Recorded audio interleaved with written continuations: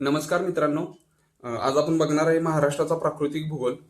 तर भूगोलातील अभ्यासातला हा अत्यंत महत्वपूर्ण घटक आहे, कारण एखाद्या देशाची प्रकृती किंवा राज्याची प्रकृती ही त्या देशाच्या विकासाची दिशा ठरवत असते, त्या देशाचं हवामान ठरवत असते, त्या देशाची प्रगती ठरवत असते. त्यामुळे हा अत्यंत महत्वपूर्ण घटक आहे. तर बघूया आपण महाराष्ट्राचा प्राकृतिक भूगोल. तर महाराष्ट्राच्या प्राकृतिक भूगोलाचे 3 भाग पडतात.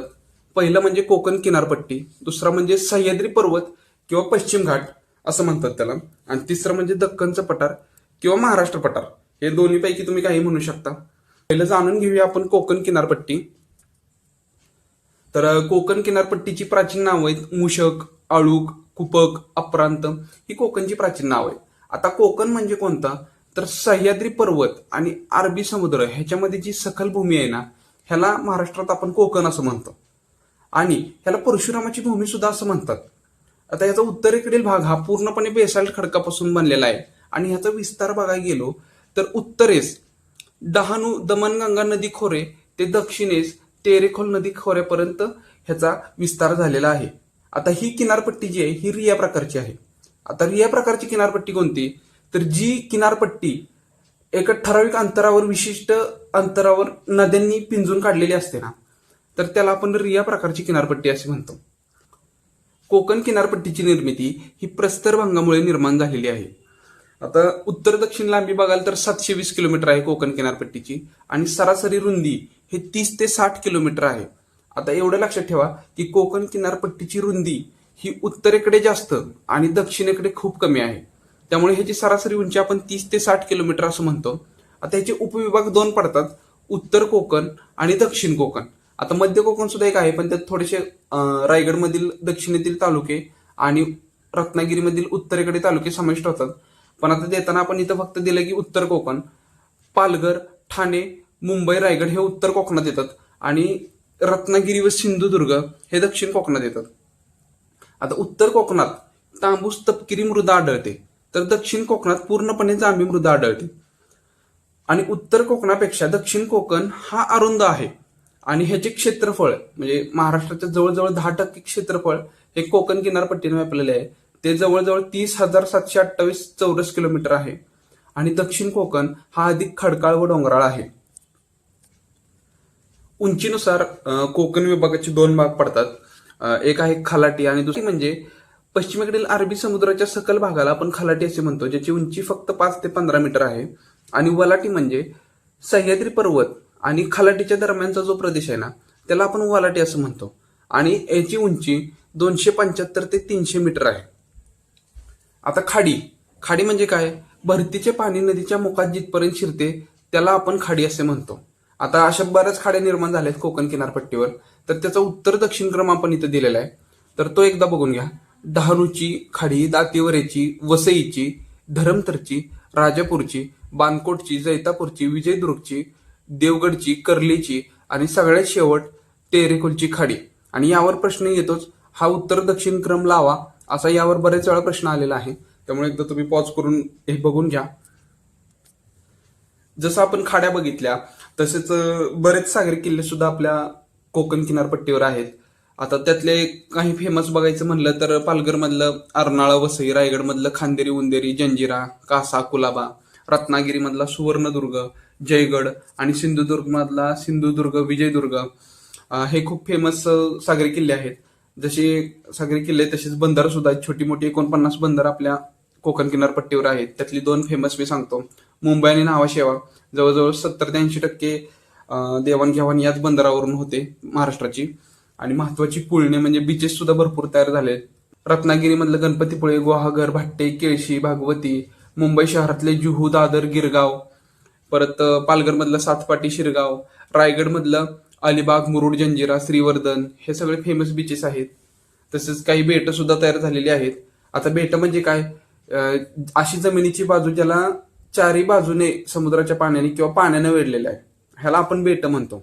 आता मुंबई हे स्वतः एक बेट आहे, जे जवळजवळ 7 छोट्या मोठ्या बेटांपासून बनलेलं आहे. ते 7 बेटं कोणती, तर मुंबई, कुलाबा, लहान कुलाबा, माहीम, माझगाव, परळ आणि वरळी.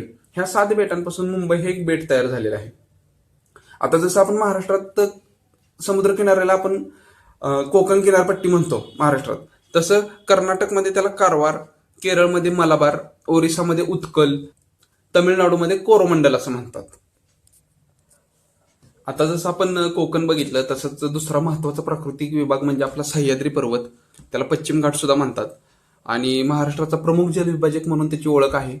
एकूण लांबी भारतात 1600 किलोमीटर आहे, तर महाराष्ट्रात 440 किलोमीटर आहे. आणि सरासरी उंची बघाल तर 1200 ते 1300 मीटर आहे. उत्तरेकडे ही उंची जास्त आहे तर दक्षिणेकडे कमी आहे.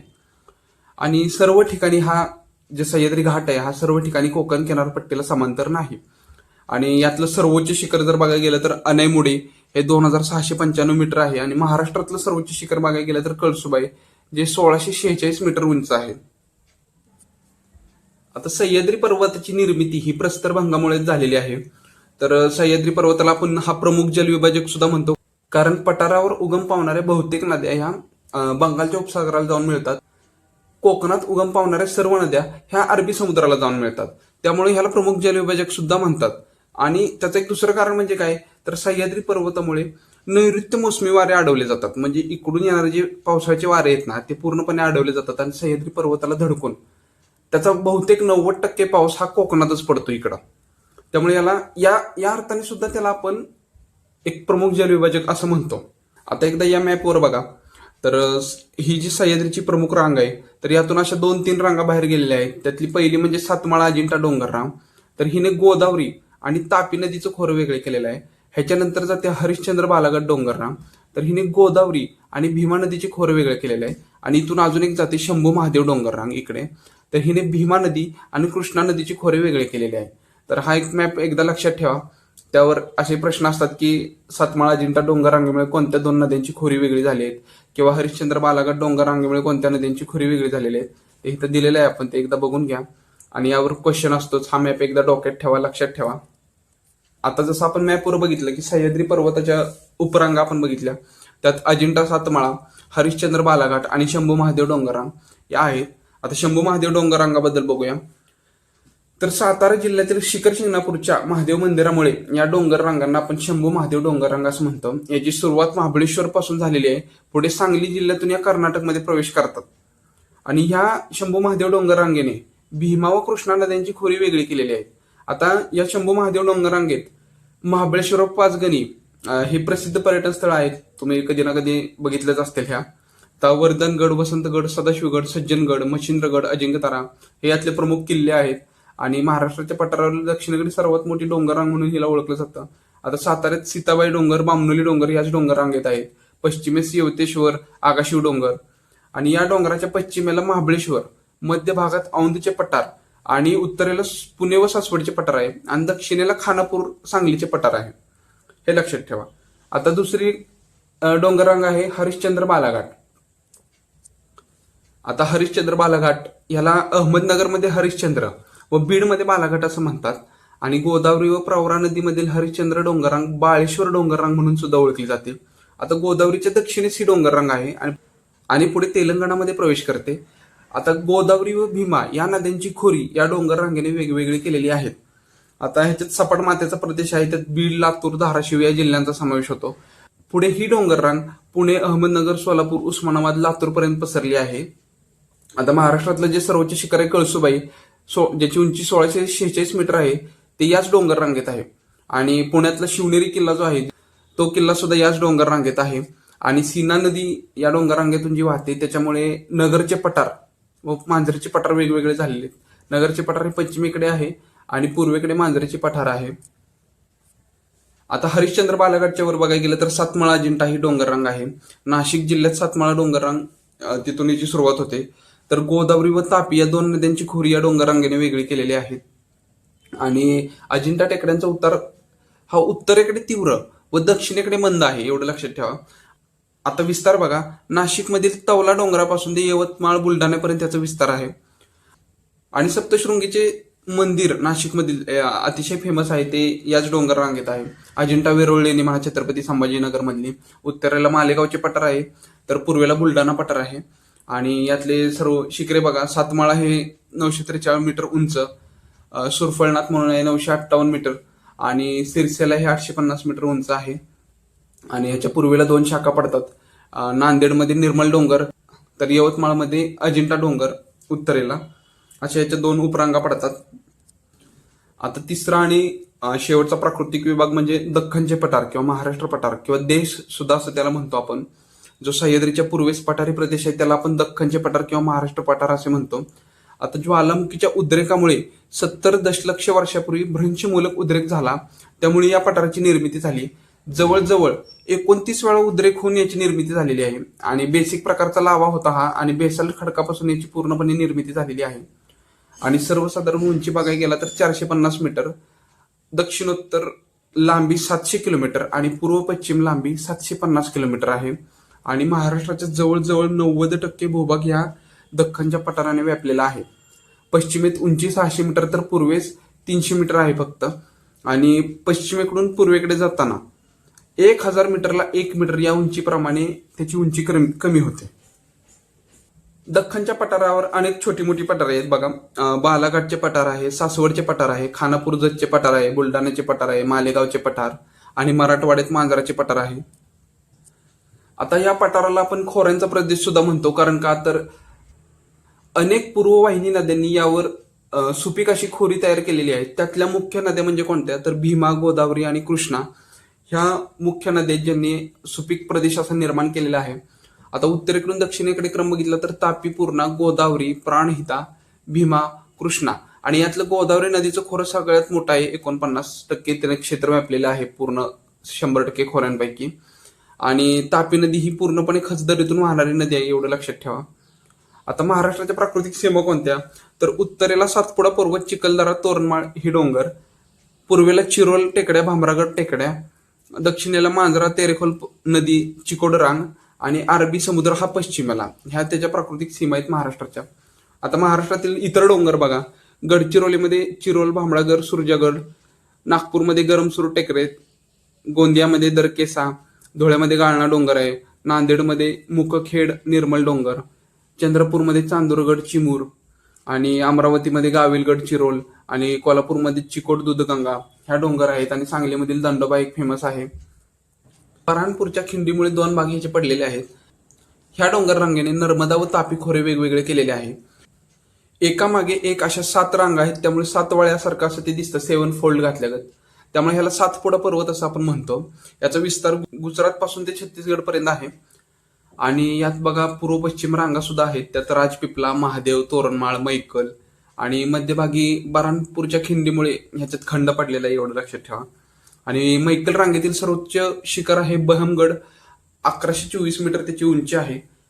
आणि सातपुडा पर्वत रांगेने नर्मदा व महानदीचे खोरे वेगवेगळे केलेले आहे. यातले थंड हवेचे ठिकाणी बघाल तर तोरणमाळ नंदुरबार मधलं, अमरावती मधलं चिखलदरा आणि पंचमढी मध्य प्रदेश मधलं,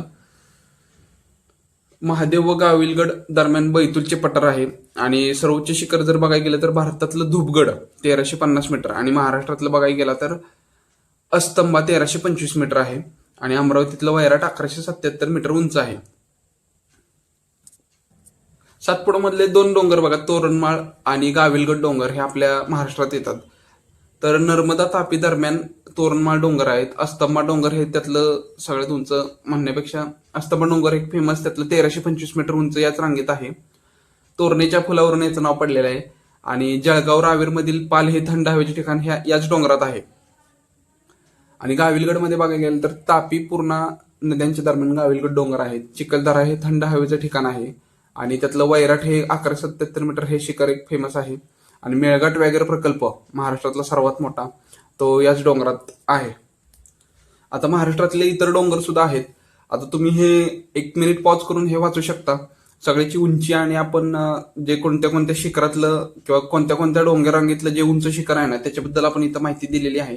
आणि इतर जिल्ह्यातले पण डोंगर रांगा आपण इथे दिलेले आहेत. तुम्ही 1 मिनिट पॉज करा आणि एकदा वाचू शकता, डोळ्या खालून घालू शकता आणि हे लक्षात ठेवण्याचा प्रयत्न करा, कारण यावर प्रश्न पडतातच.